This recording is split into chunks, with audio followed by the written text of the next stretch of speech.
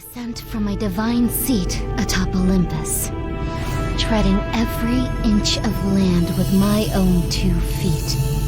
I ignite pure and warm fires in every home, and in their flickering glow, the essence of happiness is revealed.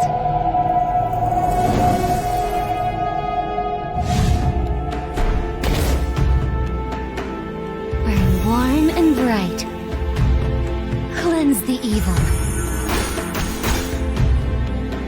Come join me by the fire. Blessings of the sacred flame. My flames cannot be extinguished. What's up? We have a new SSR hero, Hestia, from Greek mythology. She is a Luminarch support hero whose skill set specializes in both HP and shield generation, and frontline protection through a defensive buff. Let's start the analysis. Her ultimate skill, Immortal Holy Fire, has a passive and active effect. The passive effect collects 6.5% of all incoming damage as Sacred Fire energy until it maxes at 600% of Hestia's attack. Reaching the max heals the same amount to all allies. While the passive effect is working, Hestia, using her ultimate skill, adds 35% charge, or 150% attack, to the Sacred Fire and puts it in a 6-second overload state. During overload, the Sacred Fire doesn't consume its max energy to heal, but rather continues to charge past 100%, and every additional 10% or 60% attack generates an equal amount of 3-second shield for heroes with above 50% max HP, or heals heroes below it. There are conditions to overload. It can only overcharge up to 100% additional energy. Sacred Fire's energy resets after it ends. An Immortal Holy Fire cannot be used during overload to prevent consistent overload. Immortal Holy Fire works better as the enemy's damage increases, but that could also be an indicator that Hestia's team receives too much damage. A good way to compensate is by pairing Hestia with fellow faction support healers like Iset or Western Queen, or even Mage Gabriel with IW600, whose second magic fountain can heal. Hestia has 1 passive and 2 active skills. Her passive skill, Fire Blessing, dispenses healing equal to 180% attack to the lowest HP ally at the 25%, 50%, and 75% intervals. This is her additional healing outside of Immortal Holy Fire's consumption or overload healing. Before looking at her active skills and their attack energy restoration, her auto attack restores 100% energy. Thank you to Rascal Jackal for providing the tested energy amounts as usual. Her first active skill, Divine Radiance, attacks an enemy 4 times for 250% attack and charges Sacred Fire by 12% or 3% per attack. A simple skill to supplement Sacred Fire's charging, nothing to explain in detail. Divine Radiance restores 120 attack energy. Her second active skill, Eternal Flame Sanctuary, is a defensive buff for the front line by providing 30% damage reduction and 35% CC resistance for 6 seconds. A good part of this skill is the incoming damage's pre-reduction amount is counted for Sacred Fire's charging. To optimize this skill's use, Hestia's team could have a 3-hero front line rather than 2 to give 1 extra hero the buff. Eternal Flame Sanctuary restores 160 attack energy. Next is her equipment. Hestia ideally should have Yasakani Magatama with water or air runes. If you prefer her to heal in greater amounts, pick water runes. If you prefer her to use Eternal Flame Sanctuary more often, pick air runes. It would also factor in what other or lack of other support heroes are in her team. Blessings of the sacred flame. Next is her IW. Hestia's IW focuses on Bahu attack and Draco HP attributes. Her Chimera attribute is magical resistance. Personally, I like to balance the physical and magical resistances for tank and support heroes, so I chose to make Hestia's IW2 nodes all yellow for 48% physical damage reduction, while her Chimera attributes cover the other resistance. The IW2 node attributes should be defensive. Hestia's IW skills focus on Immortal Holy Fire's overload state and an additional resource Sacred Fire Crystal. IW 100 to 200 adds a physical damage reduction and reflection effect to allies with the Eternal Flame Sanctuary buff while overload is active. IW 300 adds a once per battle enemy team true damage attack equal to 600% of Hestia's attack when the extra 100% charge during overload is reached. IW 400 to 600 adds the Sacred Fire Crystal resource every time Hestia reaches 100% charge on Sacred Fire to a max storage of 4 crystals. Using her ultimate skill to go into overload replenishes 2 crystals. 1 crystal can be consumed by either Divine Radiance to be an AoE attack or Eternal Flame Sanctuary to make the effect team-wide instead of only the front line. This would make my suggestion to have a 3-hero frontline irrelevant, but I think it would be good for the start of the battle when Hestia doesn't have any crystals and can only buff the front line. Next is her Divinity skill set. I'm going to say this before going through the Divinity skills. Hestia's Divinity skills are a letdown. I was very disappointed by the Bog's Divinity skills last month, and I was hoping the next hero would have better options. However, this was not the case. Anyways, for 2 nodes, pick Symbiosis and Self-Hypnosis. For 3 nodes, pick Symbiosis or Self-Hypnosis and add Water Drop. For 4 nodes, pick all 3. For 5 nodes, pick Symbiosis or Self-Hypnosis, Water Drop, and then Divine Fire or Abyss depending on PvE or PvP respectively. For 6 nodes, pick Symbiosis or Self-Hypnosis, Water Drop, and then Phantasmal or Spirit Flash. Either of the tier 3 skills can work. For 7 nodes, pick Water Drop, Divine Fire or Abyss, and Phantasmal or Spirit Flash. Next is her PvE and boss performance.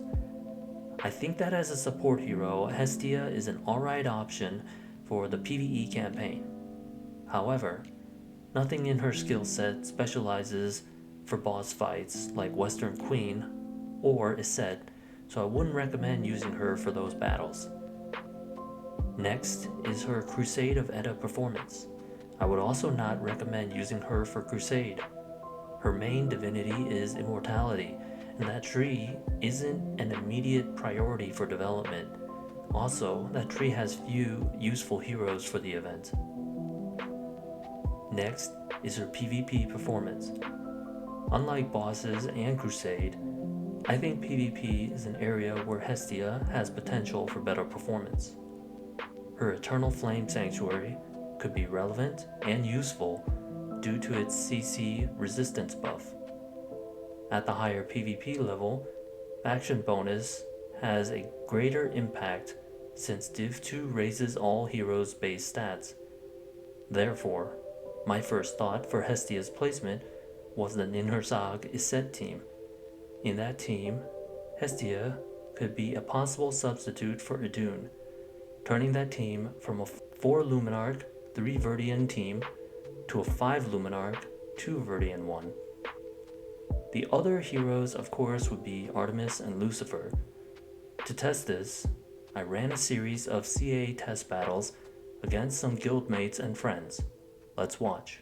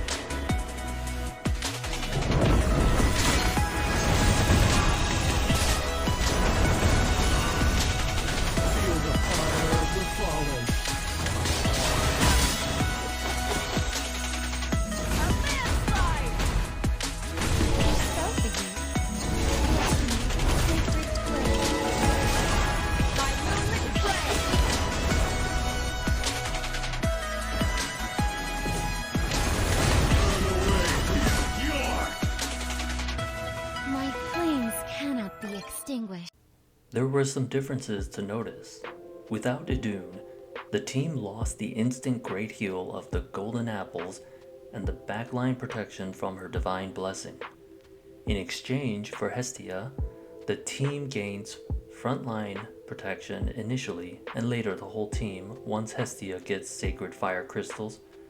Additionally, Hestia has a synergy with Ninhursag regarding incoming damage management. While Ninhursag reduces the damage and stores it with Immovable Mountain, Hestia at the same time is charging her Sacred Fire with that same damage. Let's summarize. Hestia is the new SSR Luminarch support healer and shield generator, who also provides a defensive buff for the front line. Her Divinity skill set is lacking, and she is not the best for bosses or Crusade. However, she seems to work fine in PvP. I hope you use her well. Thanks for listening.